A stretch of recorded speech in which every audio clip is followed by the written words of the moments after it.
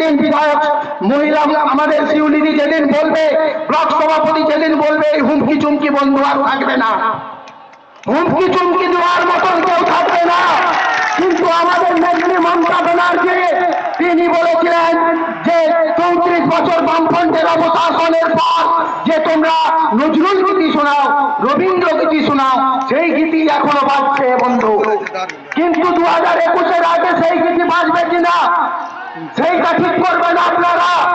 আপনারা যদি মনে করেন যে 2021-এর আগে আপনারা সেই রবীন্দ্র সঙ্গীতই শুনতে চান, নজরুল গীতি শুনতে চান, তাহলে ভারতী ঘোষ যদি এই 15 নম্বরে পা দেয়, তাহলে ছুটাতে ছুটাতে তাকে 15 নম্বর থেকে নয়, কেশপুর ব্লক থেকে নয়, পশ্চিম মেদিনীপুরের বাইরে করে দিতে হবে।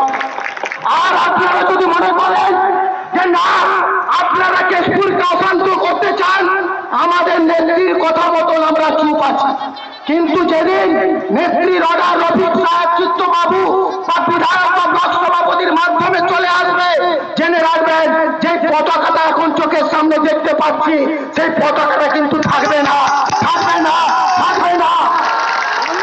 এই স্বৈরাচারী কেন্দ্রীয় সরকার কি করছে?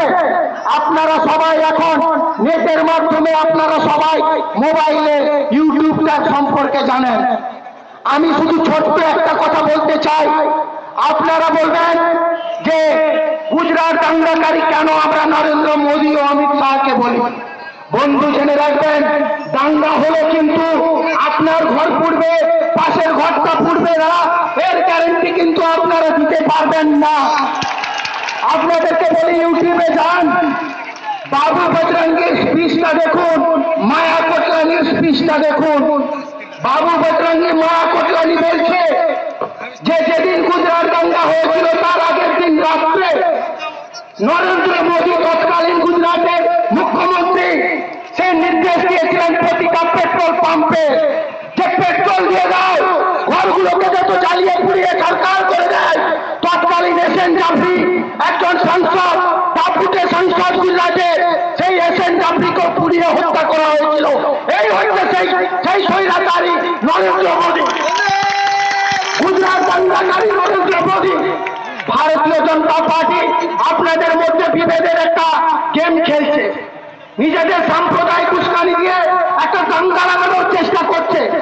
আমার সিনিয়র লিডারশিপরা আরো বলবে, আজকে কানায় কানায় কিন্তু লোক মরে গেছে, তারা প্রত্যেকে বাড়ি ফিরে যাবেন। একটা প্রতিজ্ঞা আপনারা করে যান, সেই 34 বছরের তন্ময় ঘোষ সে কি আবার 15 নম্বরে আসবে না আসবে না? এইটা আপনাদেরকে ঠিক করতে হবে। সেই দুর্নীতিগ্রস্ত আইপিএস অফিসার, প্রাক্তন আইপিএস অফিসার, সে কি 15 নম্বরে আসবে না আসবে না? সেইটা আপনাদেরকে ঠিক করতে হবে। এই বলে আমি আমার ছোট ক্ষুদ্র বক্তব্য শেষ করলাম। জয় হিন্দ, বন্দে মাতরম। মমতা ব্যানার্জি জিন্দাবাদ, যুব সমাজের নরেন্দ্র মোদী, অভিষেকটা জিন্দাবাদ।